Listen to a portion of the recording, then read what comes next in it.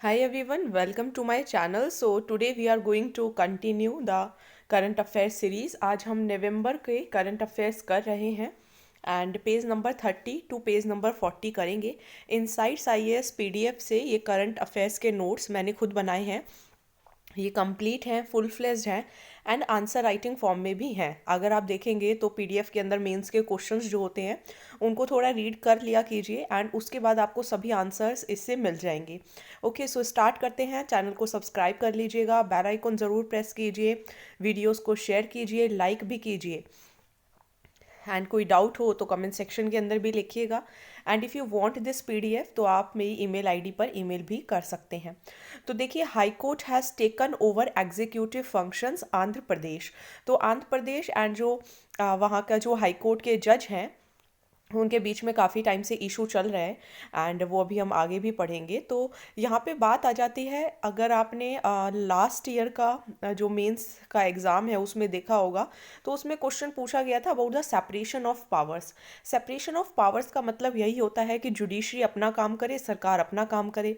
Means जो powers हैं वो डिफ्रेंशिएटेड है between the legislative, executive and judiciary. तो तीनों के बीच में जो पावर्स हैं वो डिवाइडेड हैं। तो यहाँ पर एक दूसरे के काम में इंटरफेरेंस नहीं करना है। तो आंध्र प्रदेश की गवर्नमेंट ने सुप्रीम कोर्ट को लिखा कि जो आंध्र प्रदेश का हाई कोर्ट है वो स्टेट के एग्जीक्यूटिव फंक्शंस लेने की कोशिश कर रहा है। प्रूफ क्या है, नवंबर 2 को हाई कोर्ट ने स्टेट गवर्नमेंट को डायरेक्शन दी कि अगर वो कोई भी गेस्ट हाउस बनाते हैं विशाखापट्टनम में तो उससे पहले उन्हें वो सबमिट करना होगा हाई कोर्ट को। तो यहाँ पे जो हाई कोर्ट है उसने अपनी जो पावर्स हैं उसको एक तरीके से जो एग्जीक्यूटिव का काम है वो उन्होंने खुद लेने की कोशिश की, ऐसा इसके अंदर लिखा हुआ है।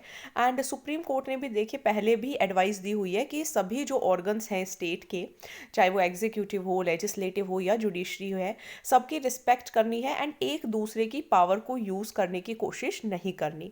2008 में भी एक जजमेंट आई थी जहाँ पे कहा गया था जुडिशियल एक्टिविज्म। जुडिशियल एक्टिविज्म क्या होता है, जहाँ पे जजेस को ये लगता है कि कुछ गलत चल रहा है तो वो फिर अपने आप इंटरफेयर करते हैं। So that is judicial activism. तो यहाँ पर भी अगर वो जुडिशियल एक्टिविज्म के नाम पर अपनी जो लिमिट्स हैं उनको क्रॉस नहीं कर सकते एंड जो फंक्शन स्टेट के हैं वो फंक्शन वो खुद नहीं करेंगे। तो जुडिशियल एक्टिविज्म का भी पॉइंट यहाँ पर आ जाता है। मीन्स यहाँ पे जो कोर्ट है वो खुद से डिसीजन लेता है अपनी पर्सनल विजडम, अपनी बुद्धि लगा के कि कुछ ऐसे लॉज जो कि लेजिस्लेचर ने पास किए हैं एंड अपनी जुडिशियल पावर को यूज़ करके रेमेडीज़ प्रोवाइड करने की कोशिश करता है लोगों को कि अगर कुछ गलत हुआ है तो फिर सबको जस्टिस मिल सके। So this is all about judicial activism. Then doctrine of separation of powers. Doctrine of separation powers यही है कि legislature अलग है and judiciary अलग है, दोनों के बीच में एक लाइन होती है। आर्टिकल 121 एंड 211 पढ़ेंगे तो इसके अंदर लिखा हुआ है कि लेजिस्लेचर जो है वो कोई भी जज की जो कंडक्ट है वो डिस्कस नहीं कर सकते जब वो अपने ड्यूटीज़ परफॉर्म कर रहे हों। ऐसे आर्टिकल 122 एंड 212 में लिखा हुआ है कि कोर्ट्स भी लेजिस्लेचर की जो इंटरनल प्रोसीडिंग्स है उसको बार बार फॉरबिड नहीं कर सकते हैं। Article 105 subsection 2 and article 194 subsection 2 में भी लिखा हुआ है कि लेजिस्लेचर्स को प्रोटेक्ट किया जाएगा ताकि कोर्ट्स जो है वो इंटरफेयर ना करें एंड कि फ्रीडम ऑफ स्पीच या फ्रीडम ऑफ वोट का रिगार्ड्स, ठीक है, मीन्स उसका सहारा लेकर।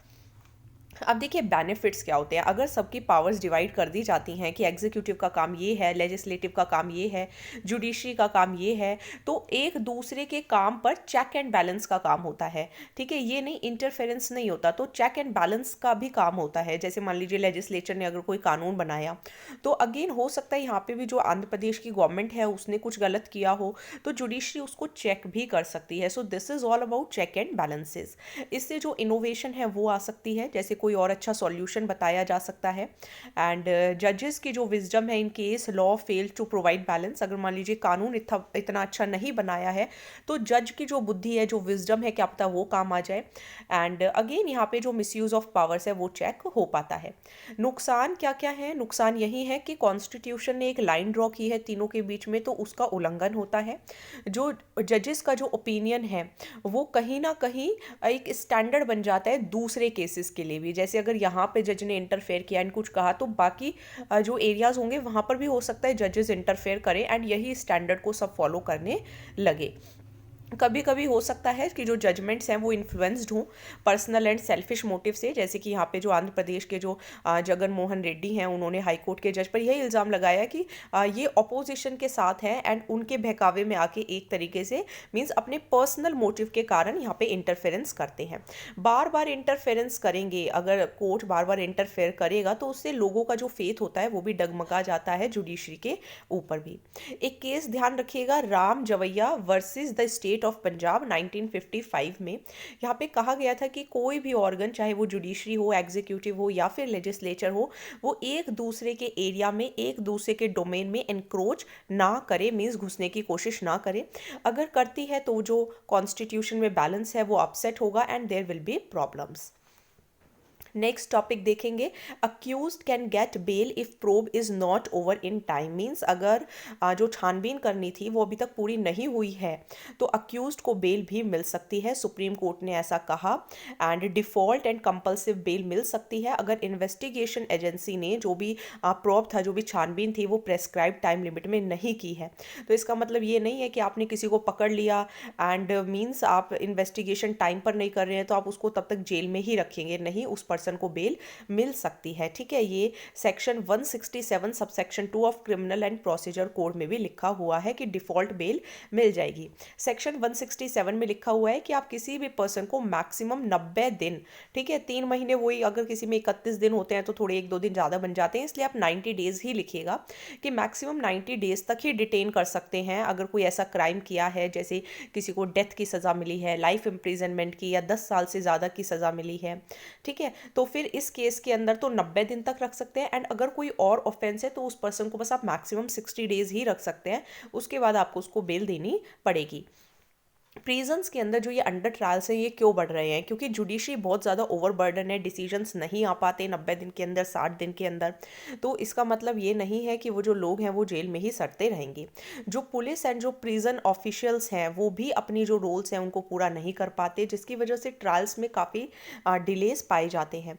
खासकर जो माइनॉरिटी कम्युनिटीज़ एंड जो दलित्स हैं उनको ये सब चीज़ें बहुत फेस करनी पड़ती है। एंड लास्ट में तो देखिए हर चीज़ की प्रॉब्लम यही है, लैक ऑफ रिसोर्सेज की कमी है।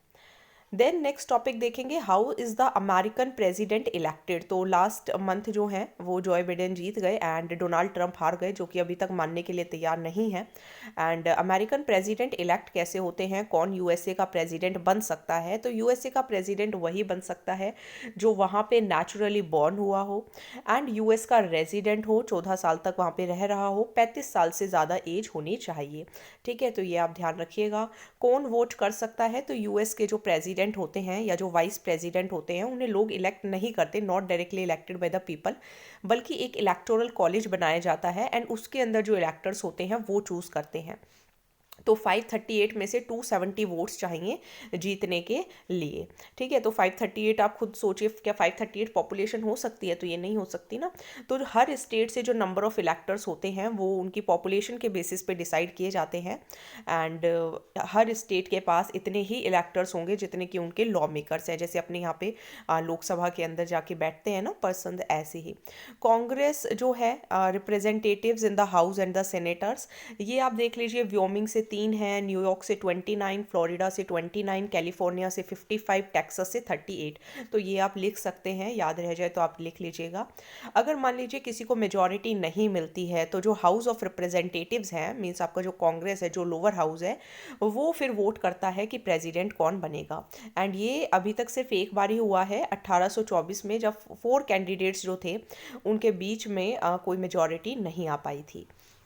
देन देखिए यहाँ पर नेक्स्ट ये आ गया है कि ट्रंप जो है वो हार मानने के लिए तैयार ही नहीं है, वो उनको अभी तक भी ये विश्वास नहीं हो रहा है कि वो हार गए हैं। तो 3 नवंबर को जब प्रेसिडेंट के इलेक्शन हुए तो ट्रंप को जब रिज़ल्ट पता चला तो उन्होंने कहा कि ये जो है रिज़ल्ट जो है ये फ्रॉड है एंड मैं लीगल चैलेंजेस जो है वो फेस करने के लिए तैयार हूँ।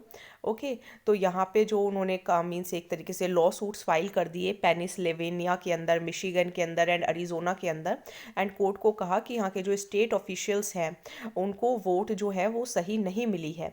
सो अगर मान लीजिए वो लास्ट तक भी नहीं मानते हैं तो कोई लीगल राइट उनके पास नहीं होगी एंड अगर फिर भी मीन्स वो नहीं वहाँ से गद्दी नहीं छोड़ेंगे एक तरीके से, तो उनके पास कोई लीगल राइट तो नहीं है। एंड अगर ट्रंप जो है वो फिर भी ऑफिस नहीं छोड़ेंगे तो वहाँ वहाँ के जो FBI है एंड जो सीक्रेट सर्विस है वो फिर वाइट हाउस को कंट्रोल करेंगे। एंड ये यूएस की हिस्ट्री में कभी नहीं हुआ कि जब कोई अपनी हार मानने के लिए तैयार नहीं है। एंड ट्रंप जो है वो 45th प्रेसिडेंट थे, तो अब जो जॉय बिडेन है वो 46th है।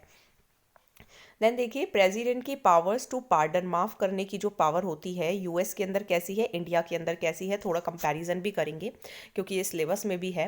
तो डोनाल्ड ट्रंप ने अपनी पावर को यूज़ किया एंड जो माइकल फ्लाइन थे means former national security advisor, इनको माफ़ कर दिया। तो यूएस प्रेसिडेंट के पास ये संवैधानिक राइट है, कॉन्स्टिट्यूशनल राइट है कि वो किसी को माफ़ भी कर सकते हैं, कम्यूट भी कर सकते हैं किसी का सेंटेंस, एंड कोई लिमिट नहीं है एंड कांग्रेस भी उनको नहीं रोक सकती। तो क्लेमेंसी एक पावर ही होती है, मीन्स जो प्रेसिडेंट है वो किसी, अगर उन्होंने किसी को माफ़ किया है तो वो किसी को जवाब भी नहीं देंगे, ये भी आंसरेबल नहीं है। लिमिटेशंस ये है कि इम्पीचमेंट के टाइम पर यूज़ नहीं हो सकते, मीन्स अगर प्रेसिडेंट पर ही इम्पीचमेंट केस चल रहा है तो फिर वो यूज़ नहीं कर सकते इस पावर को। एंड ये जो पावर है जो पार्डन की, वो सिर्फ फेडरल क्राइम्स के अंदर होती है, स्टेट क्राइम्स में नहीं। तो वहाँ पे जो सिटीजनशिप होती है वो भी अलग अलग होती है, स्टेट की सिटीजनशिप अलग होती है, कंट्री की अलग होती है।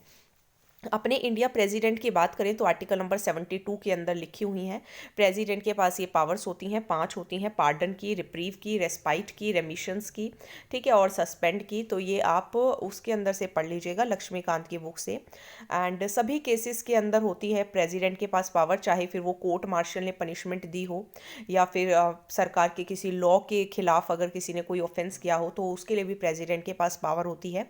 अगर डेथ सेंटेंस भी है तो भी प्रेसिडेंट के पास ये पावर होती है। एंड ये पावर जो प्रेसिडेंट है वो तभी यूज़ कर सकते हैं, ये हम इंडिया की बात कर रहे हैं, जब वो काउंसिल ऑफ मिनिस्टर से एडवाइस लेंगे। कॉन्स्टिट्यूशन ने कोई मैकेनिज्म नहीं बताया है कि जो प्रेसिडेंट या जो गवर्नर का डिसीजन होता है किसी को माफ़ करने का, तो उसकी लीगैलिटी के लिए कोई मैकेनिज्म नहीं बताया है।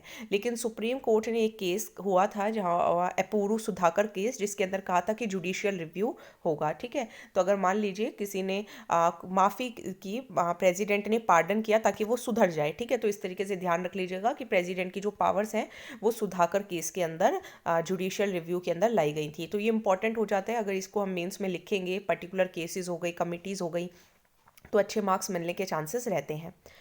नेक्स्ट है, क्या स्टेट्स जो हैं वो सेंट्रल लॉज को इम्प्लीमेंट करने से मना कर सकते हैं? तो हमें पता है सेंट्रल में बीजेपी की सरकार है एंड हमारे यहाँ राजस्थान में कांग्रेस की सरकार है।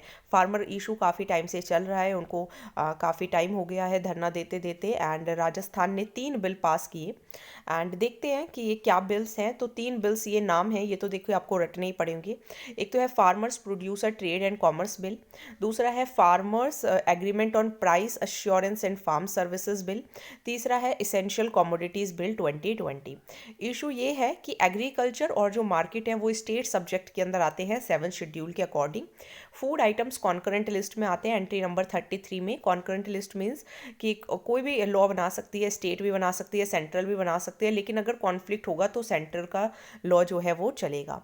तो और क्या ऑप्शन है स्टेट्स के पास? तो आर्टिकल 131 ये कहता है कि कॉन्स्टिट्यूशन जो है वो सुप्रीम कोर्ट को, स्टेट लेजिस्लेचर को पर्टिकुलरली, अगर सुप्रीम कोर्ट को अगर कोई प्रॉब्लम होती है बिटवीन स्टेट एंड सेंटर तो उसका जुरिस्डिक्शन देखिए एक्सक्लूसिव जुरिस्डिक्शन होता है।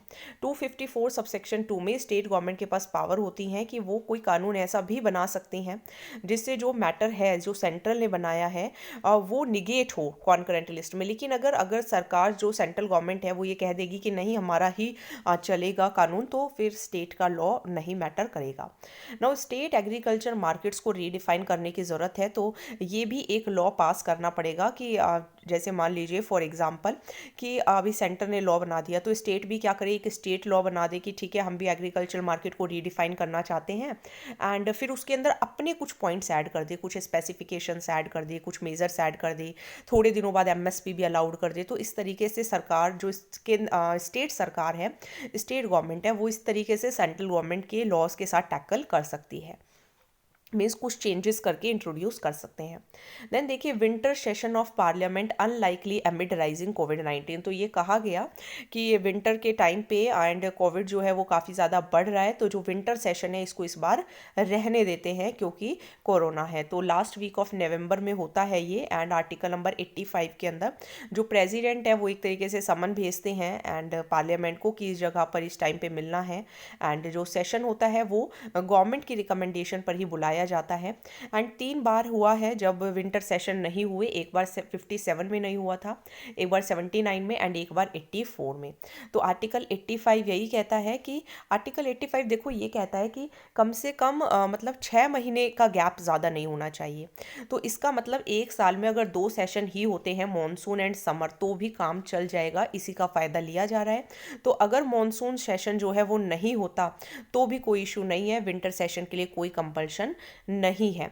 कॉन्स्टिट्यूशन ने ये भी नहीं बताया कि कितने दिन तक जो पार्लियामेंट है वो मिले, लेकिन पार्लियामेंट सेशन जो है वो इम्पॉर्टेंट क्यों होते हैं? देखिए अगर मिलते हैं बैठते हैं तो हो सकता है इस टाइम पे फार्मर बिल्स के बारे में थोड़ी बात होती, कुछ कानून में चेंज आ सकता था, तो गवर्नमेंट की फंक्शनिंग चेक हो पाती है एंड पार्लियामेंट किस तरीके से काम कर रही है, तो ये सब चेक हो सकता है। अगेन यहाँ पर भी आपको यही 3 फ़ायदे लिखने हैं, प्लानिंग हो पाती है अच्छे से पॉलिसी वर्क की, एंड ऑर्डिनेंसेस की ज़रूरत नहीं पड़ती क्योंकि अगर सरकार नहीं होती है सेशन में तभी ऑर्डिनेंसेस लाए जाते हैं, अकाउंटेबिलिटी बढ़ती है, तो ये फ़ायदा होता है अगर सेशन होते हैं तो। लेकिन अब सेशन नहीं होगा मोस्ट प्रोबेबली विंटर का।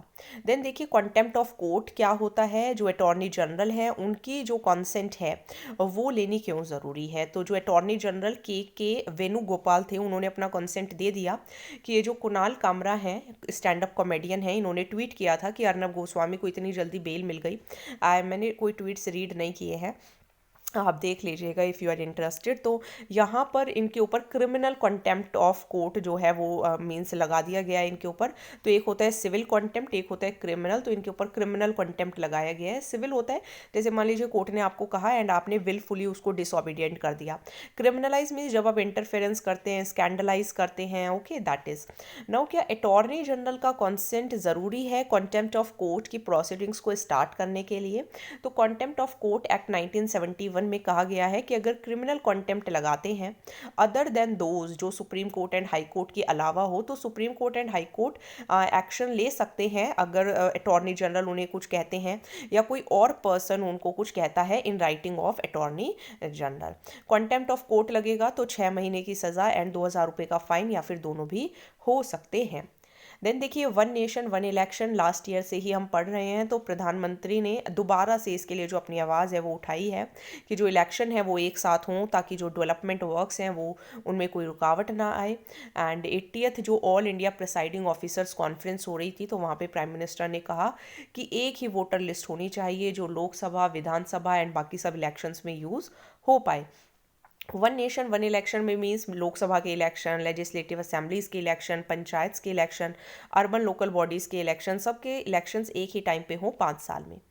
इससे चैलेंजेस क्यों हैं, क्यों मीन्स ये करना चाहिए, क्योंकि एक तो खर्चा बहुत आता है जब इलेक्शंस होते हैं, पॉलिसी पैरालिसिस क्योंकि जब एक टाइम पे इलेक्शंस होते हैं तो model code of conduct follow करना पड़ता है, जो ज़रूरी सुविधाएं हैं उन पर भी असर पड़ता है, एंड मैन पावर की बहुत ज़रूरत होती है इलेक्शंस के टाइम पे, एंड जो छोटी छोटी पार्टीज़ हैं उनके ऊपर बहुत ज़्यादा प्रेशर आ जाता है, मॉनेटरी प्रेशर भी। एंड अगर एक साथ इलेक्शंस होंगे तो गवर्नेंस अच्छा होगा, कंसिस्टेंसी होगी, खर्चा कम होगा, पॉलिसीज़ एंड प्रोग्राम कंटिन्यू रह पाएंगे, गवर्नेंस अच्छी होगी, ठीक है, ब्लैक मनी जो का जो असर होता है वोटर्स के ऊपर वो भी कम हो पाएगा। कॉन्स्टिट्यूशन के अंदर कुछ चेंजेस करने पड़ेंगे अगर एक साथ इलेक्शंस होते हैं। आर्टिकल नंबर 83 जो ड्यूरेशन है हाउस ऑफ पार्लियामेंट उसके अंदर चेंजेस करने होंगे। 85 में जब लोकसभा को डिसॉल्व करते हैं प्रेसिडेंट, इसके अंदर चेंजेस करने होंगे। आर्टिकल 172 जब स्टेट लेजिस्लेचर की जो ड्यूरेशन है उसमें भी चेंजेस करने होंगे। रिप्रेजेंटेशन ऑफ पीपल एक्ट 1951 को भी बदलाव करना पड़ेगा, एंड जो इलेक्शन कमीशन ऑफ इंडिया की जो पावर्स हैं, जो फंक्शंस हैं, उसको भी थोड़ा चेंज लेकर आना पड़ेगा, एंड डेफिनेशन भी ऐड करनी पड़ेगी सेक्शन 2 ऑफ आरओपी एक्ट 1951 में।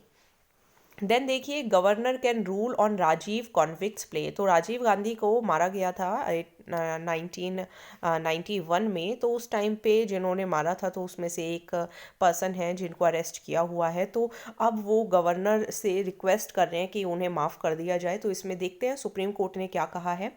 तो सुप्रीम कोर्ट ने एक मल्टी डिसिप्लिनरी मॉनिटरिंग एजेंसी जो है उसकी इन्वेस्टिगेशन अलाउ की है कि राजीव गांधी की जो एसेसिनेशन हुई थी 1991 में, एंड इससे तमिलनाडु गवर्नर जो हैं वो भी मींस जो प्ले है वो सुन सकते हैं जो AG पेरारी वलन ने लगाई, क्योंकि ये 2 डिकेड से भी ज़्यादा जेल में है। आर्टिकल 161 जो है वो गवर्नर की पावर के बारे में बात करता है कि गवर्नर भी पार्डन कर सकते हैं। सितंबर 2018 के अंदर सुप्रीम कोर्ट ने कहा भी था कि गवर्नर खुद से डिसाइड करें कि माफ़ किया जाए या नहीं किया जाए। जो पार्डनिंग पावर्स हैं गवर्नर की, वही सभी 5 पॉइंट्स हैं रेमिट वाले, वो आप लक्ष्मीकांत से पढ़ लीजिएगा। ध्यान ये रखिएगा कि एक तो गवर्नर जो है वो डेथ सेंटेंस को पार्डन नहीं कर सकते, एंड अगर कोर्ट मार्शल ने सज़ा दी है तो उसको भी वो नहीं बदल सकते, जबकि प्रेसिडेंट बदल सकते हैं। ठीक है। देन देखिए 15th फाइनेंस कमीशन। तो 15th finance commission NK Singh ने लेड की, एंड फाइनेंस कमीशन रिपोर्ट देती है प्रेसिडेंट ऑफ इंडिया को, फिर वो पब्लिक डोमेन में भी अवेलेबल हो जाती है। फाइनेंस कमीशन को कहा गया था कि 2 रिपोर्ट्स दीजिए, एक तो रिकमेंडेशंस दीजिए। तो ये सब पार्लियामेंट के अंदर रखी गई। टर्म्स ऑफ रेफरेंस बताया गया, मीन्स ये बताते हैं कि वर्टिकल एंड हॉरिजॉन्टल टैक्स कितना लेना चाहिए, एंड क्या डिजास्टर मैनेजमेंट ग्रांट कितना देना चाहिए, लोकल गवर्नमेंट को कितने ग्रांट्स देने चाहिए, क्या डिफेंस के लिए, इंटरनल सिक्योरिटी के लिए अलग से पैसे रखने की ज़रूरत है या नहीं है। तो आर्टिकल 280 के अंदर जो है वो फाइनेंशियल कमीशन बनी हुई है। देन लास्ट टॉपिक करेंगे आज का, जज रेस्क्यूजेज हिमसेल्फ फ्रॉम जगन केस। तो ये वही है आंध्र प्रदेश के जो वहाँ के जो चीफ मिनिस्टर हैं जगन मोहन रेड्डी, एंड वहाँ के जो जस्टिस हैं UU ललित। तो नहीं सॉरी, वहाँ के नहीं है ये, वहाँ के जो जज हैं वो हैं NV रमन। तो इनके बीच में क्लैशेस हैं आंध्र प्रदेश की सरकार में एंड जुडिशरी में। तो इन्होंने जो आंध्र प्रदेश के जो चीफ मिनिस्टर हैं उन्होंने सुप्रीम कोर्ट में प्ले डाली थी। तो अब वहाँ के जो जस्टिस हैं UU ललित, उन्होंने कहा कि मैं इसके अंदर जो रिट पिटिशंस के अगेंस्ट कोई हियरिंग नहीं लूँगा। तो उन्होंने एक तरीके से अपने आप को पीछे खींच लिया। तो जहाँ पे उन्होंने कहा कि मैं रिक्यूजल कर रहा हूँ, इसको कहते हैं जुडिशियल डिस्क्वालिफिकेशन, मींस मैं अपने ऑफिशियल एक्शन के अंदर पार्टिसिपेट नहीं कर रहा हूँ एंड कॉन्फ्लिक्ट ऑफ इंटरेस्ट की वजह से। तो क्या वो ऐसा कर सकते हैं? तो कर सकते हैं, अगर मान लीजिए उनका किसी सब्जेक्ट मैटर के अंदर कोई इंटरेस्ट हो, या उनका जो बैकग्राउंड एक्सपीरियंस है वो इतना अच्छा नहीं है, या फिर वो किसी को पर्सनली जानते हैं, या किसी लॉयर एंड नॉन लॉयर के साथ वो कम्युनिकेशन में है। ठीक है। बाकी कोई देखिए परमानेंट जो लॉज हैं वो नहीं है रेक्यूजल के लिए। And justice Chelameswar in supreme court advocates on record association and versus union of India में कहा था कि अगर कोई जज को कोई इंटरेस्ट होता है, या कोई रियल डेंजर हो, या कोई सस्पिशियन हो कि ये जो जज है वो गलत डिसीजन दे सकता है या इसके फेवर में डिसीजन दे सकता है, तो रिक्यूजल कर सकते हैं, अपने आप को डिस्क्वालीफाई कर सकते हैं। ठीक है। तो चेला नहीं बनना है, तो ये इस तरीके से आप याद कर सकते हैं, Chelameswar in supreme court advocates on record association versus union of India 2015 का केस है। So thank you so much. Page number 40 तक हमने कर लिया है, एंड अगेन इस मंथ में मेरी पूरी कोशिश रहेगी कि आपका नवंबर का कंप्लीट हो जाए। ओके, फिर जनवरी में दिसंबर का करेंगे। इसके साथ साथ आप अपने आप मेहनत करते रहिए, एंड कुछ पूछना हो तो आप कमेंट सेक्शन के अंदर लिख सकते हैं। एंड अगर आपको ये PDF चाहिए तो ये आपको 90 रुपीज़ में अवेलेबल हो जाएगी। So because of the pages and all expenses, so अगर आप चाहते हैं तो आप इसको ले सकते हैं। अगर आप खुद नोट्स बनाना चाहें so that is very good. So thank you so much. Please like, share and subscribe.